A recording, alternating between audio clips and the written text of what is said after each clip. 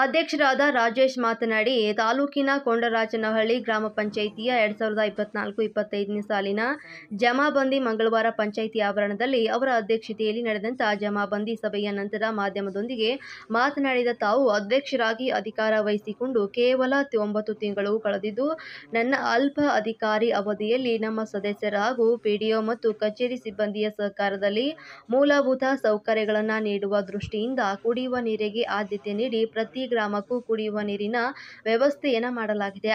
ಬೀದಿ ದೀಪಗಳನ್ನು ಅಳವಡಿಸಲಾಗಿದೆ. ಅವಶ್ಯಕತೆ ಇರುವಂತಹ ಕಡೆ ಹೈಮಾಸ್ ದೀಪಸ್ತಂಭಗಳನ್ನು ಹಾಗೂ ಶುದ್ಧ ಕುಡಿಯುವ ನೀರಿನ ಘಟಕಗಳನ್ನು ಅಳವಡಿಸಲಾಗಿದೆ. ಸಿಸಿ ರಸ್ತೆಗಳನ್ನು, ಚರಂಡಿಗಳ ನಿರ್ಮಾಣ ಮಾಡಲಾಗಿದೆ ಹಾಗೂ ಪೊಲೀಸ್ ಇಲಾಖೆ ಮನವಿ ಮೇರೆಗೆ ಹೈವೇನಲ್ಲಿ ಸಿಸಿ ಕ್ಯಾಮೆರಾ ಅಳವಡಿಸಲಾಗಿದೆ ಅಂತ ವಿವರಿಸಿದರು. ಪಿಡಿಒ ಎಂ ರಾಮಕೃಷ್ಣ ಮಾತನಾಡಿ, ಶಾಸಕರಾದ ಕೊತ್ತೂರು ಮಂಜುನಾಥ್ ರವರು ಮತ್ತು ಎಂಎಲ್ಸಿಗಳಾದಂಥ ಅನಿಲ್ ಕುಮಾರ್ ಹಾಗೂ ನಸೀರ್ ಅಹಮದ್ ರವರ ಸಹಕಾರದಿಂದಾಗಿ ಪ್ರತಿ ಹಳ್ಳಿಗಳಲ್ಲಿಯೂ ಸಿಸಿ ರಸ್ತೆಗಳ ನಿರ್ಮಾಣ ಮಾಡಿದ್ದು, ಕಸ ವಿಲೇವಾರಿ ಸಮರ್ಪಕವಾಗಿ ಮಾಡಲಾಗಿರುವುದಲ್ಲದೆ ಕಸದಿಂದ ರಸ ತೆಗೆಯುವಂತೆ ಹಲವು ಬಗೆಯ ವ್ಯಾಪಾರ ಮಾಡಿ ಹಣ ಗಳಿಸಲಾಗಿದೆ ಅಂತ ಹೇಳಿದರು. ಸಭೆಯಲ್ಲಿ ಜಮಾಬಂದಿ ಅಧಿಕಾರಿಯಾಗಿ ಸಮಾಜ ಕಲ್ಯಾಣ ಇಲಾಖೆ ಅಧಿಕಾರಿ ಗೋಪಿನಾಥ್, ಉಪಾಧ್ಯಕ್ಷೆ ವೆಂಕಟಮ್ಮ, ಕಾರ್ಯದರ್ಶಿ ಎಸ್.ವಿ. ಶ್ರೀನಿವಾಸ್, ದ್ವಿತೀಯ ದರ್ಜೆ ಲೆಕ್ಕ ಸಹಾಯಕಿ ಮುಕ್ತಾ ಮತ್ತು ಸದಸ್ಯರು ಭಾಗಿಯಾಗಿದ್ದರು. ಪ್ರಥಮವಾಗಿ ಪರಿಚಯ ಮಾಡ್ಕೊಳ್ಳೋಕೆ ಇಷ್ಟಪಡ್ತೇನೆ. ನಾನು ತಾಲೂಕು ಸಮಾಜ ಕಲ್ಯಾಣಾಧಿಕಾರಿ ಕೋಲಾರಕ್ಕೆ ಬಂದು 2 ತಿಂಗಳಾಗಿದೆ. ಈ ಹಿಂದೆ ಶಿವಮೊಗ್ಗದಲ್ಲಿ ಕೆಲಸ ಮಾಡ್ತಾಯಿದ್ದೆ.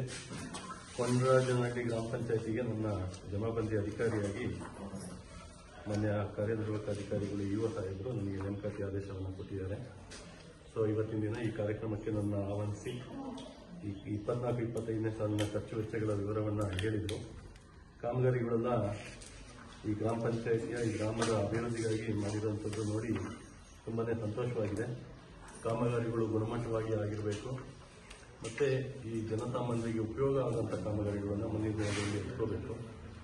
ಈ ಒಂದು ಅನುದಾನಗಳು ಏನು ಬಳಕೆ ಮಾಡಲಾಗಿದೆ, ಈಗ ಸಾಮೂಹಿಕವಾಗಿ ಅನುಕೂಲವಾಗುವಂತಹ ಕಾರ್ಯಕ್ರಮಗಳಿಗೆ ಮಾತ್ರ ನೀವು ಮೀಸಲಿರಿಸಿಕೊಂಡಿದ್ದೀರಿ. ನನ್ನ ಒಂದು ಸಜೆಷನ್ ಏನಪ್ಪ ಅಂತಂದರೆ, ಗ್ರಾಮ ಪಂಚಾಯತಿ ಅಧ್ಯಕ್ಷರು ಮತ್ತು ಉಪಾಧ್ಯಕ್ಷಗಳಲ್ಲಿ ಸದಸ್ಯರಲ್ಲಿ ವೈಯಕ್ತಿಕ ಕಾರ್ಯಕ್ರಮಗಳಿಗೂ ಕೂಡ ನೀವು ಕೆಲವು ಅನುದಾನಗಳನ್ನು ಮೀಸಲಿರಿಸಿಕೊಳ್ಳಿ. ಆಗ ಮಾತ್ರ ಈ ಶೋಷಿತ ಸಮಾಜದವರಿಗೆ, ಬಡವರಿಗೆ, ಮೇಲ್ವರ್ಗಕ್ಕೆ ಅವ್ರನ್ನ ಇಟ್ಕೊಳ್ಳಿಕ್ಕೆ ನಮ್ಮ ಸಹಕಾರ ಆಗುತ್ತೆ. ವಿದ್ಯಾರ್ಥಿಗಳು ಅತ್ಯಂತ ಹೆಚ್ಚು ಅಂಕಗಳನ್ನು ಪಡೆದಿರುವಂಥ ವಿದ್ಯಾರ್ಥಿಗಳಿಗೆ ಮೋಟಿವೇಟ್ ಆಗುವಂಥ ಶಾಲಾ ಕಾಲೇಜುಗಳ ಫೀಸ್ಗಳಾಗಿರ್ಬೋದು, ಆರೋಗ್ಯದ ಸಮಸ್ಯೆಗಳಿಂದ ಬಳಲ್ತಾ ಇರುವಂಥವರಿಗೆ ವೈಯಕ್ತಿಕವಾಗಿ ಚಿಕಿತ್ಸೆ ತಗೊಳ್ಳೋದಕ್ಕೆ ಒಂದು ಸಹಕಾರಿಯಾದಂಥ ಕಾರ್ಯಕ್ರಮಗಳು. ಕಾಮಗಾರಿ ನಡೀತಾನೆ ಇರ್ತದೆ, ವರ್ಷ ನಾವು ಕಾಮಗಾರಿ ಮಾಡ್ತಾನೆ ಇರ್ತೀವಿ. ಈ ಥರದ ಒಂದು ಅಭಿವೃದ್ಧಿ ಕಾಮಗಾರಿಗಳ ಕಡೆ ನಾವು ಗಮನ ಹರಿಸಿದ್ರೆ ನಮ್ಮ ಗ್ರಾಮ ಪಂಚಾಯತಿ ವ್ಯಾಪ್ತಿಯ ಎಲ್ಲ ಜನಾಂಗದವರ ಸರ್ವತೋಮುಖ ಏಳಿಗೆಗೆ ನಾವು ಶ್ರಮಿಸಿದಂಗೆ ಆಗುತ್ತೆ, ಕೊಡುಗೆಯನ್ನು ಕೊಟ್ಟಂಗೆ ಆಗುತ್ತೆ ಅಂತೇಳಿ ಭಾವಿಸ್ತಾ ಉತ್ತಮ ಕೆಲಸಗಳಾಗಿದೆ. ಇನ್ನು ಮುಂದೆನೂ ಒಳ್ಳೆಯ ಕೆಲಸಗಳು ಆಗಲಿ, ಯಾವುದೇ ರೀತಿಯ ಸಮಸ್ಯೆಗಳು ಬಾರದೇ ಇರೋ ರೀತಿ ಕೆಲಸಗಳು ಆಗಲಿ ಅಂತೇಳಿ ನಮ್ಮ ಪಿಡಿಒ ಅವರಿಗೆ, ಅಧ್ಯಕ್ಷರಿಗೆ ಎಲ್ಲರಿಗೂ ಮನವಿಯನ್ನು ಮಾಡ್ತೀನಿ. ಇನ್ನು ಈ ಅವಧಿ ಇನ್ನೊಂದು 2-3 ತಿಂಗಳಲ್ಲಿ ಮುಕ್ತಾಯ ಆಗುತ್ತೆ ಅಂತ ನಾನು ಕೇಳ್ಪಟ್ಟೆ. ಚುನಾವಣೆ ಹತ್ರ ಇರೋದ್ರಿಂದ ಈ ವರ್ಷ ಏನು ಅನುದಾನ ಮೀಸಲಿರ್ತಿದ್ದೀರಾ, ಆ ಅನುದಾನ ನಿಗದಿತ ಸಮಯದಲ್ಲಿ ಖರ್ಚು ಮಾಡೋದಕ್ಕೆ ಕ್ರಮ ವಹಿಸಿ ಸಭೆಗಳನ್ನು ನಡೆಸಿ ಅಧ್ಯಕ್ಷರು, ಉಪಾಧ್ಯಕ್ಷರು, ಸದಸ್ಯಗಳೆಲ್ಲ ಕೇಳಿಕೊಂಡು ಎಲ್ಲ ಕೆಲಸಗಳನ್ನು ಮಾಡಿ ಅಂತೇಳಿ ಅಧ್ಯಕ್ಷ ಹತ್ರ, ಕಾರ್ಯದರ್ಶಿಗಳ ಹತ್ರ, ಪಿಡಿಒ ಹತ್ರ ಮನವಿಯನ್ನು ಮಾಡ್ತೀನಿ. ನಿಮ್ಮ ಮಾಡ್ತೀನಿ.